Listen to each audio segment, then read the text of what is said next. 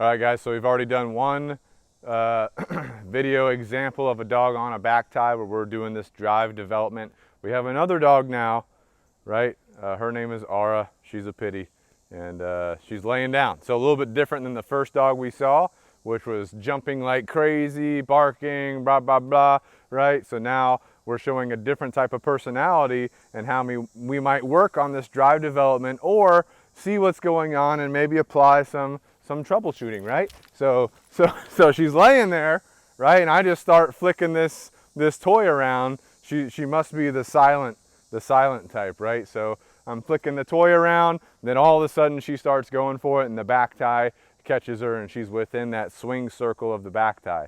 So that's something also that I'm paying attention to as the handler. I am checking to see where this back tie comes, how far away from the actual connection to her head, and then I might put a line on the ground like this so that I can tell where can she reach to, where can she approximately reach to with the toy, right? And so that way I can kind of taunt her with it and frustrate her with it a little bit. But you also have to be too careful, or very careful, because you don't want to overly frustrate her. If you frustrate her too much, she might not want to play. All right, so I'm going to start the session here. All right, good girl. Right, so I'm going to throw the toy. It's within the area that she can reach to. Notice how she will every once in a while go for the toy, right? But maybe I've already frustrated her too much in this session, okay? So all I'm going to do is I'm going to make some prey movements with the toy. I might grab it like this, come in and see if she's interested in playing. Okay, she is a little bit interested. Notice how she comes on that back tie, right? Notice how she comes, so she is a little bit self-conscious of the back tie itself. So if you notice as we're going here and that tension is applied, a couple times she wants to turn around and grab this, okay? So that's just some frustration, no big deal. Okay, so we can familiarize her with the back tie some more. Then also notice when she comes in for the tug, she doesn't really know 100% what to do with her mouth. Okay, so sometimes she's coming right at the tug, sometimes she's going off to the side. Okay, but we continue to see this tension on the back tie with her having a not ideal response to that. So what do? We quickly shift gears. We do some troubleshooting. I'm going to go to some food rewards, right? And I'm just going to reward her in this back tie area, okay? I'm going to work to put tension on the back tie like this and teach her how to operate with frustration, right? So when you get that tension on the back tie, you are going to be a little bit frustrated. But what do? Do you give up or do you press on to try and get what you want, right? So I want her to press on and try to get what she wants. So remember in the last video, I was playing tug with the dog within the back tie circle. Of course, I'm always aware of where the back tie is in relation to those back legs. I don't want them getting caught up or anything like that. So I'm going to mimic some of those same movements, right? So that I can build up her understanding of what to do when she's on the back tie. All right. Good girl. Okay, right there. Okay, that was good. She didn't bite at the back tie at all.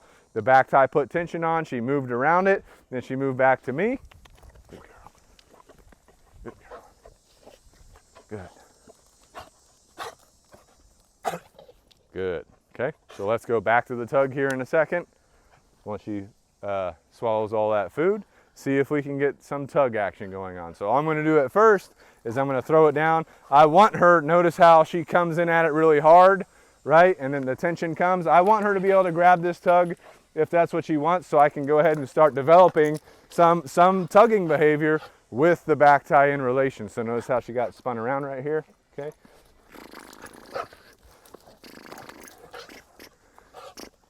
Okay, so the back tie creating a lot of confusion for her. She's not really understanding the back tie that well. Okay, so I ditch the tug 100% and I go back to the food type session, and I'll be doing sessions like this. Aura, I'll be doing sessions like this to help solidify in her mind what to do on that back tie, okay?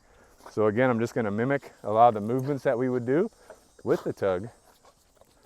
Put some tension on it, like that, okay? I want her to move at me pretty quickly, okay? And I want her to come in and get some good targeting on my hands. Okay. Good.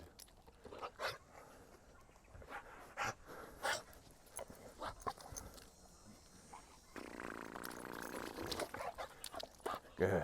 Okay. So we're going to keep doing some sessions with her.